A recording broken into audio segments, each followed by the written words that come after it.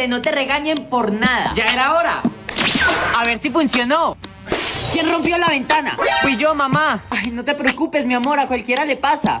¡Sí funcionó! ¿Quién se comió el pan del desayuno? Fui yo, mamá, es que tenía hambre. No pasa nada, mi niño, ahora voy por más. Jeje. ¿Quién está allá arriba? Soy yo, mamá, es que mi balón se fue al techo. Tranquilo, hijo, solo asegúrate de no caerte. ¿Por qué no sacaron la basura? Perdón, mamá, lo olvidé, estaba jugando Roblox. No te preocupes, mi amor, yo la saco.